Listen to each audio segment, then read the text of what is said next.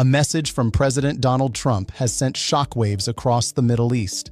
In early December, the U.S. president issued an unusually public warning to Israel, urging it to prioritize a solid and sincere dialogue with Damascus and stating that he would not allow anything to obstruct Syria's path toward becoming a prosperous state.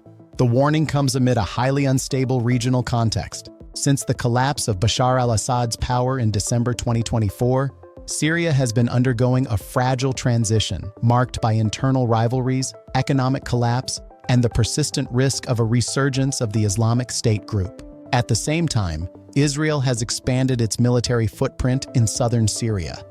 Buffer zones have been established near the Golan Heights, and raids and strikes have been carried out, resulting in civilian deaths, notably in the village of Beijing.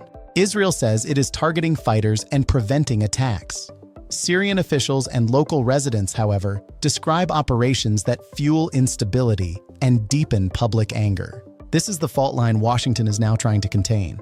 The United States wants a Syria that stabilizes, rebuilds, and prevents the return of extremist groups. Israel, for its part, fears that a new Syria, especially one influenced by Turkey and Sunni Islamist forces, could turn the northern border into a permanent front line.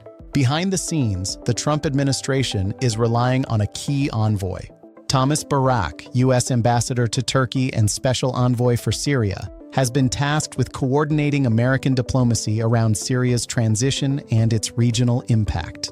In mid-December 2025, he met Israeli Prime Minister Benjamin Netanyahu in Jerusalem, with Syria at the center of the talks. According to several media reports, Washington stressed the need to avoid an uncontrolled escalation. Senior U.S. officials are concerned that repeated Israeli strikes in Syria could further destabilize the country and undermine efforts to establish a future security arrangement between Damascus and Jerusalem.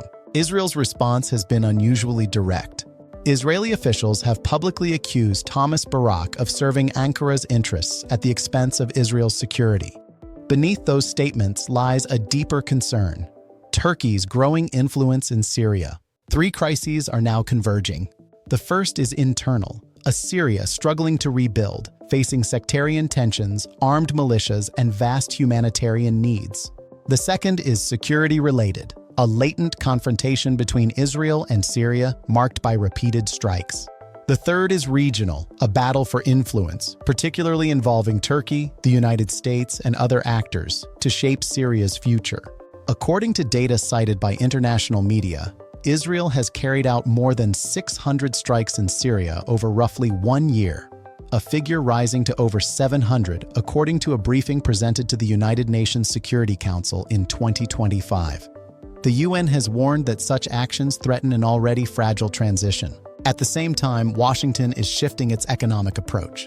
The U.S. Congress has moved toward repealing key provisions of the 2019 Caesar Act.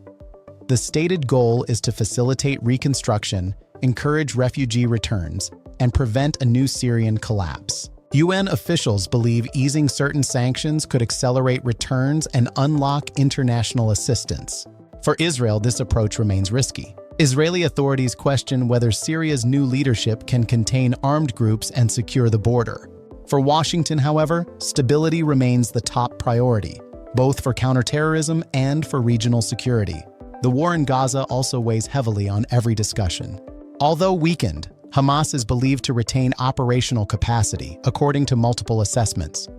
The United States fears that a new escalation in Syria could open an additional front and fuel broader regional instability. Syria has thus become a rare point of strategic divergence between Washington and Jerusalem.